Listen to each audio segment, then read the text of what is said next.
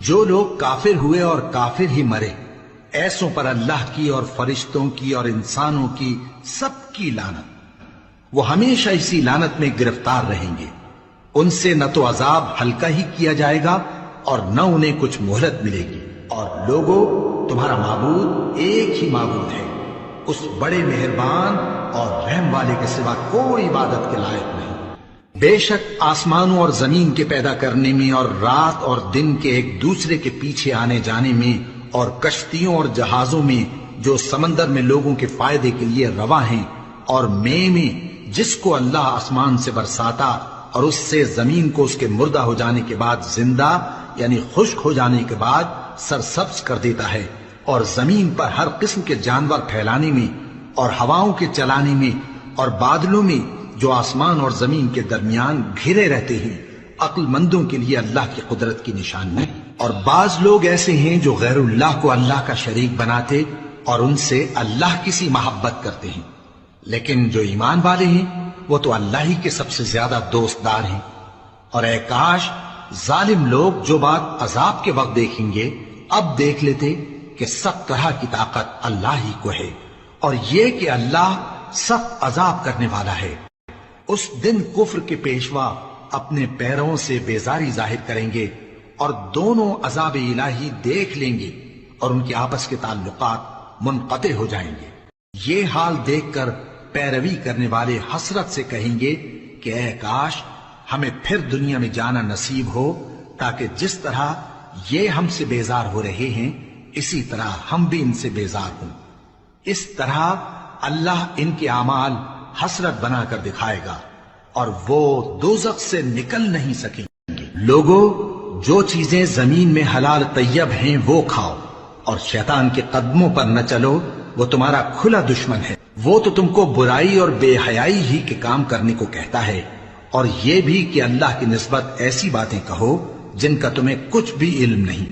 اور جب ان لوگوں سے کہا جاتا ہے کہ جو کتاب اللہ نے نازل فرمائی ہے اس کی پیروی کرو، تو کہتے ہیں نہیں، بلکہ ہم تو اسی چیز کی پیروی کریں گے جس پر ہم نے اپنے باپ دادا کو پایا۔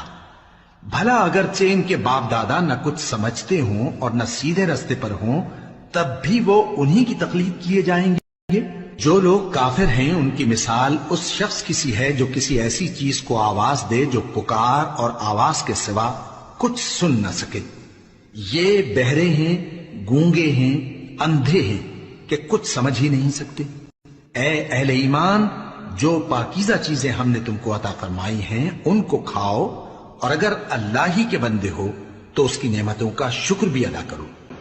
اس نے تو تم پر بس مرا ہوا جانور اور لہو اور سور کا گوشت اور جس چیز پر اللہ کے سوا کسی اور کا نام پکارا جائے حرام کر دیا ہے، ہاں جو مجبور ہو جائے، بشرطے کہ اللہ کی نافرمانی نہ کرے اور حد ضرورت سے باہر نہ نکل جائے، اس پر کچھ گناہ نہیں۔ بے شک اللہ بخشنے والا ہے، رحم کرنے والا ہے۔ جو لوگ اللہ کی کتاب سے ان آیتوں اور ہدایتوں کو جو اس نے نازل فرمائی ہیں چھپاتے اور ان کے بدلے تھوڑی سی قیمت یعنی دنیاوی منفعت حاصل کرتے ہیں، وہ اپنے پیٹوں میں محض آگ بھرتے ہیں۔ ایسے لوگوں سے اللہ قیامت کے دن نہ کلام کرے گا اور نہ ان کو گناہوں سے پاک کرے گا، اور ان کے لیے دکھ دینے والا عذاب ہے۔ یہ وہ لوگ ہیں جنہوں نے ہدایت چھوڑ کر گمراہی اور بخشش چھوڑ کر عذاب خرید لیا۔ یہ آتش جہنم کی کیسی برداشت کرنے والے ہیں۔ یہ اس لیے کہ اللہ نے کتاب سچائی کے ساتھ نازل فرمائی، اور جن لوگوں نے اس کتاب میں اختلاف کیا وہ ضد میں آ کر نیکی سے دور ہو گئے ہیں۔ نیکی یہی نہیں کہ تم مشرق و مغرب کو قبلہ سمجھ کر ان کی طرف منہ کر لو، بلکہ نیکی یہ ہے کہ لوگ اللہ پر اور روز آخر پر اور فرشتوں پر اور اللہ کی کتاب پر اور پیغمبروں پر ایمان لائے، اور مال باوجود عزیز رکھنے کے رشتہ داروں اور یتیموں اور محتاجوں اور مسافروں اور مانگنے والوں کو دیں، اور گردنوں کے چھڑانے میں خرچ کریں، اور نماز پڑھیں اور زکوٰۃ دیں، اور جب عہد کر لیں تو اس کو پورا کریں، اور سختی اور تکلیف میں اور جنگ کے وقت ثابت قدم رہیں۔ یہی لوگ ہیں جو ایمان میں سچے ہیں، اور یہی ہیں جو اللہ سے ڈرنے والے ہیں۔ مومنوں، تم کو مقتولوں کے بارے میں قصاص یعنی خون کے بدلے خون کا حکم دیا جاتا ہے، اس طرح پر کہ آزاد کے بدلے آزاد مارا جائے اور غلام کے بدلے غلام اور عورت کے بدلے عورت۔ اور اگر قاتل کو اس کے مقتول بھائی کے قصاص میں سے کچھ معاف کر دیا جائے تو وارث مقتول کو پسندیدہ طریق سے قرارداد کی پیروی یعنی مطالبہ خون بہا کرنا اور قاتل کو خوشخوئی کے ساتھ ادا کرنا چاہیے۔ یہ تمہارے پروردگار کی طرف سے تمہارے لیے آسانی اور مہربانی ہے۔ اب جو اس کے بعد زیادتی کرے اس کے لیے دکھ کا عذاب ہے۔ اور اے اہل عقل، حکم قصاص میں تمہاری زندگانی ہے کہ تم قتل و خونریزی سے بچو۔ تم پر فرض کیا جاتا ہے کہ جب تم میں سے کسی کو موت کا وقت آ جائے تو اگر وہ کچھ مال چھوڑ جانے والا ہو تو ماں باپ اور رشتہ داروں کے لیے دستور کے مطابق وصیت کر جائے۔ اللہ سے ڈرنے والوں پر یہ ایک حق ہے۔ پھر جو شخص وصیت کو سننے کے بعد اس کو بدل ڈالے تو اس کے بدلنے کا گناہ انہی لوگوں پر ہے جو اس کو بدلیں، اور بے شک اللہ سنتا جانتا ہے۔ اب اگر کسی کو وصیت کرنے والے کی طرف سے کسی وارث کی طرفداری یا حق تلفی کا اندیشہ ہو تو اگر وہ وصیت کو بدل کر وارثوں میں صلح کرا دے تو اس پر کچھ گناہ نہیں، بے شک اللہ بخشنے والا ہے، رحم والا ہے۔ مومنو، تم پر روزے فرض کیے گئے ہیں جس طرح تم سے پہلے لوگوں پر فرض کیے گئے تھے تاکہ تم پرہیزگار بنو۔ روزوں کے دن گنتی کے چند روز ہیں، تو جو شخص تم میں سے بیمار ہو یا سفر میں ہو تو دوسرے دنوں میں روزوں کا شمار پورا کر لے۔ اور جو لوگ روزہ رکھنے کی طاقت رکھیں لیکن رکھیں نہیں، وہ روزے کے بدلے محتاج کو کھانا کھلا دیں۔ اور جو کوئی اپنی مرضی سے زیادہ نیکی کرے تو اس کے حق میں زیادہ اچھا ہے، اور اگر سمجھو تو روزہ رکھنا ہی تمہارے حق میں بہتر ہے۔ روزوں کا مہینہ رمضان کا مہینہ ہے جس میں قرآن اول نازل ہوا، جو لوگوں کا رہنما ہے اور جس میں ہدایت کی کھلی نشانیاں ہیں اور جو حق و باطل کو الگ الگ کرنے والا ہے۔ تو جو کوئی تم میں سے اس مہینے میں موجود ہو چاہیے کہ پورے مہینے کے روزے رکھے، اور جو بیمار ہو یا سفر میں ہو تو دوسرے دنوں میں روزے رکھ کر ان کا شمار پورا کر لے۔ اللہ تمہارے حق میں آسانی چاہتا ہے اور سختی نہیں چاہتا، اور یہ آسانی کا حکم اس لیے دیا گیا ہے کہ تم روزوں کا شمار پورا کر لو، اور اس احسان کے بدلے کہ اللہ نے تم کو ہدایت بخشی ہے تم اس کو بزرگی سے یاد کرو اور اس کا شکر کرو۔ اور اے پیغمبر، جب تم سے میرے بندے میرے بارے میں دریافت کریں تو انہیں معلوم ہو کہ میں تو تمہارے پاس ہی ہوں۔ جب کوئی پکارنے والا مجھے پکارتا ہے تو میں اس کی دعا قبول کرتا ہوں، تو ان کو چاہیے کہ میرے حکموں کو مانیں اور مجھ پر ایمان رکھیں تاکہ نیک رستہ پائیں۔ روزوں کی راتوں میں تمہارے لیے اپنی عورتوں کے پاس جانا جائز کر دیا گیا ہے، وہ تمہاری پوشاک ہیں اور تم ان کی پوشاک ہو۔ اللہ کو معلوم ہے کہ تم ان کے پاس جانے سے اپنے حق میں خیانت کرتے تھے، سو اس نے تم پر مہربانی کی اور تمہاری حرکات سے درگزر فرمائی، تو اب تم کو اختیار ہے کہ ان سے مباشرت کرو۔ اور اللہ نے جو چیز تمہارے لیے لکھ رکھی ہے یعنی اولاد، اس کو اللہ سے طلب کرو اور کھاؤ اور پیو یہاں تک کہ صبح کی سفید دھاری رات کی سیاہ دھاری سے الگ نظر آنے لگے، پھر روزہ رکھ کر رات تک پورا کرو۔ اور جب تم مسجدوں میں اعتکاف بیٹھتے ہو تو ان سے مباشرت نہ کرو، یہ اللہ کی حدیں ہیں، ان کے پاس نہ جانا۔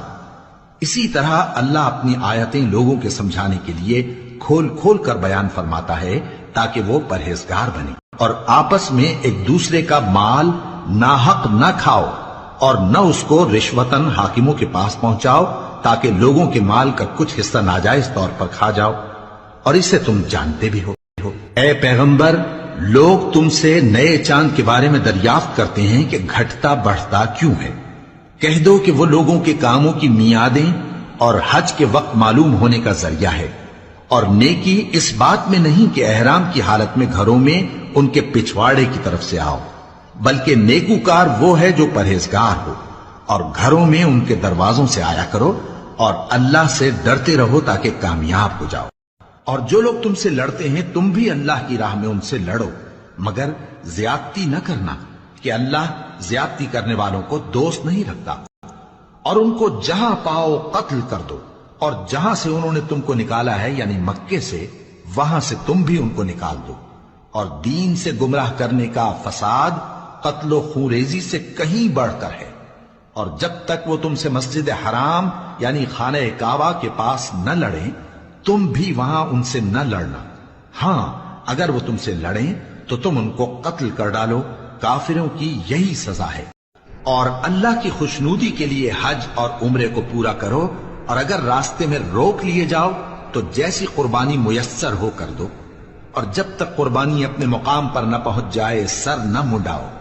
اور اگر کوئی تم میں بیمار ہو یا اس کے سر میں کسی طرح کی تکلیف ہو تو اگر وہ سر منڈا لے تو اس کے بدلے روزے رکھے یا صدقہ دے یا قربانی کرے۔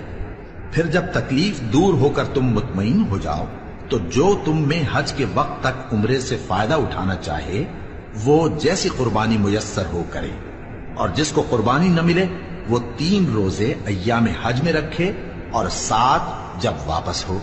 یہ پورے 10 ہوئے۔ یہ حکم اس شخص کے لیے ہے جس کے اہل و عیال مکے میں نہ رہتے ہوں۔ اور اللہ سے ڈرتے رہو اور جان رکھو کہ اللہ سخت عذاب دینے والا ہے۔ حج کے مہینے معین ہیں جو معلوم ہیں، تو جو شخص ان مہینوں میں حج کی نیت کر لے تو حج کے دنوں میں نہ عورتوں سے اختلاط کرے، نہ کوئی برا کام کرے اور نہ کسی سے جھگڑے۔ اور جو نیک کام تم کرو گے وہ اللہ کو معلوم ہو جائے گا۔ اور زاد راہ یعنی رستے کا خرچ ساتھ لے جاؤ، کیونکہ بہترین زاد راہ پرہیزگاری ہے۔ اور اے اہل عقل مجھی سے ڈرتے رہو، اس کا تمہیں کچھ گناہ نہیں کہ حج کے دنوں میں بذریعہ تجارت اپنے پروردگار سے روزی طلب کرو۔ اور جب عرفات سے واپس ہونے لگو تو مشعر حرام یعنی مزدلفہ میں اللہ کا ذکر کرو، اور اس طرح ذکر کرو جس طرح اس نے تم کو سکھایا، اور اس سے پیشتر تم لوگ ان طریقوں سے محض ناواقف تھے۔ پھر اگر وہ باز آ جائیں تو اللہ بخشنے والا ہے، رحم کرنے والا، اور ان سے اس وقت تک لڑتے رہنا کہ فساد نابود ہو جائے اور ملک میں اللہ ہی کا دین غالب ہو جائے۔ پھر اگر وہ فساد سے باز آ جائیں تو ظالموں کے سوا کسی پر زیادتی نہیں کرنی چاہیے۔ ادب کا مہینہ ادب کے مہینے کے مقابل ہے، اور ادب کی چیزیں ایک دوسرے کا بدلہ ہیں۔ پس اگر کوئی تم پر زیادتی کرے تو جیسی زیادتی وہ تم پر کرے ویسی ہی تم اس پر کرو۔ اور اللہ سے ڈرتے رہو اور جان رکھو کہ اللہ ڈرنے والوں کے ساتھ ہے۔ اور اللہ کی راہ میں مال خرچ کرو اور اپنے آپ کو ہلاکت میں نہ ڈالو، اور نیکی کرو، بے شک اللہ نیکی کرنے والوں کو دوست رکھتا ہے۔ اور اللہ کی خوشنودی کے لیے حج اور عمرے کو پورا کرو، اور اگر راستے میں روک لیے جاؤ تو جیسی قربانی میسر ہو کر دو، اور جب تک قربانی اپنے مقام پر نہ پہنچ جائے سر نہ منڈاؤ۔ اور اگر کوئی تم میں بیمار ہو یا اس کے سر میں کسی طرح کی تکلیف ہو تو اگر وہ سر منڈا لے تو اس کے بدلے روزے رکھے یا صدقہ دے یا قربانی کرے۔ پھر جب تکلیف دور ہو کر تم مطمئن ہو جاؤ تو جو تم میں حج کے وقت تک عمرے سے فائدہ اٹھانا چاہے وہ جیسی قربانی میسر ہو کرے، اور جس کو قربانی نہ ملے وہ 3 روزے ایام حج میں رکھے اور 7 جب واپس ہو۔ یہ پورے 10 ہوئے۔ یہ حکم اس شخص کے لیے ہے جس کے اہل و عیال مکے میں نہ رہتے ہوں۔ اور اللہ سے ڈرتے رہو اور جان رکھو کہ اللہ سخت عذاب دینے والا ہے۔ حج کے مہینے معین ہیں جو معلوم ہیں، تو جو شخص ان مہینوں میں حج کی نیت کر لے تو حج کے دنوں میں نہ عورتوں سے اختلاط کرے، نہ کوئی برا کام کرے اور نہ کسی سے جھگڑے۔ اور جو نیک کام تم کرو گے وہ اللہ کو معلوم ہو جائے گا۔ اور زاد راہ یعنی رستے کا خرچ ساتھ لے جاؤ، کیونکہ بہترین زاد راہ پرہیزگاری ہے۔ اور اے اہل عقل مجھی سے ڈرتے رہو، اس کا تمہیں کچھ گناہ نہیں کہ حج کے دنوں میں بذریعہ تجارت اپنے پروردگار سے روزی طلب کرو۔ اور جب عرفات سے واپس ہونے لگو تو مشعر حرام یعنی مزدلفہ میں اللہ کا ذکر کرو، اور اس طرح ذکر کرو جس طرح اس نے تم کو سکھایا، اور اس سے پیشتر تم لوگ ان طریقوں سے محض ناواقف تھے۔ پھر جہاں سے اور لوگ واپس ہوں وہیں سے تم بھی واپس ہو، اور اللہ سے بخشش مانگو، بے شک اللہ بخشنے والا ہے، رحمت کرنے والا ہے۔ پھر جب حج کے تمام ارکان پورے کر چکو تو مینا میں اللہ کو یاد کرو جس طرح اپنے باپ دادا کو یاد کیا کرتے تھے، بلکہ اس سے بھی زیادہ۔ اور بعض لوگ ایسے ہیں جو اللہ سے التجا کرتے ہیں کہ اے پروردگار ہم کو جو دینا ہے دنیا ہی میں دے دے، اور ایسے لوگوں کا آخرت میں کچھ حصہ نہیں۔ اور بعض ایسے ہیں کہ دعا کرتے ہیں کہ پروردگار ہم کو دنیا میں بھی نعمت عطا فرما اور آخرت میں بھی نعمت بخشیو اور دوزخ کے عذاب سے محفوظ رکھیو۔ یہی لوگ ہیں جن کے لیے ان کے کاموں کا حصہ یعنی اجر نیک تیار ہے، اور اللہ جلد حساب لینے والا ہے۔ اور قیام منہ کے دنوں میں جو گنتی کے دن ہیں اللہ کو یاد کرو، اگر کوئی جلدی کرے اور 2 ہی دن میں چل دے تو اس پر بھی کچھ گناہ نہیں، اور جو بات تک ٹھہرا رہے اس پر بھی کچھ گناہ نہیں۔ یہ باتیں اس شخص کے لیے ہیں جو اللہ سے ڈرے، اور تم لوگ اللہ سے ڈرتے رہو اور جان رکھو کہ تم سب اس کے پاس جمع کیے جاؤ گے۔ اور جب پیٹ پھیر کر چلا جاتا ہے تو زمین میں دوڑتا پھرتا ہے تاکہ اس میں فتنہ انگیزی کرے اور کھیتی کو برباد اور انسانوں اور حیوانوں کی نسل کو نابود کر دے، اور اللہ فتنہ انگیزی کو پسند نہیں کرتے۔ اور کوئی شخص تو ایسا ہے جس کی گفتگو دنیا کی زندگی میں تم کو دلکش معلوم ہوتی ہے، اور وہ اپنے معافی ضمیر پر یعنی اس بات پر جو اس کے دل میں ہے اللہ کو گواہ بناتا ہے، حالانکہ وہ سخت جھگڑالو ہے۔ اور جب پیٹ پھیر کر چلا جاتا ہے تو زمین میں دوڑتا پھرتا ہے تاکہ اس میں فتنہ انگیزی کرے اور کھیتی کو برباد اور انسانوں اور حیوانوں کی نسل کو نابود کر دے، اور اللہ فتنہ انگیزی کو پسند نہیں کرتا۔ اور جب پیٹ پھیر کر چلا جاتا ہے تو زمین میں دوڑتا پھرتا ہے تاکہ اس میں فتنہ انگیزی کرے اور کھیتی کو برباد اور انسانوں اور حیوانوں کی نسل کو نابود کر دے، اور اللہ فتنہ انگیزی کو پسند نہیں کرتا۔ اور جب اس سے کہا جاتا ہے کہ اللہ سے خوف کر تو غرور اس کو گناہ میں پھنسا دیتا ہے، سو اس کو جہنم کافی ہے اور وہ بہت برا ٹھکانہ ہے۔ اور کوئی شخص ایسا ہے کہ اللہ کی خوشنودی حاصل کرنے کے لیے اپنی جان بیچ ڈالتا ہے، اور اللہ بندوں پر بہت مہربان ہے۔ مومنو، اسلام میں پورے داخل ہو جاؤ اور شیطان کے پیچھے نہ چلو، وہ تو تمہارا کھلا دشمن ہے۔ پھر اگر تم احکام روشن پہنچ جانے کے بعد لڑکھڑا جاؤ تو جان رکھو کہ اللہ غالب ہے، حکمت والا ہے۔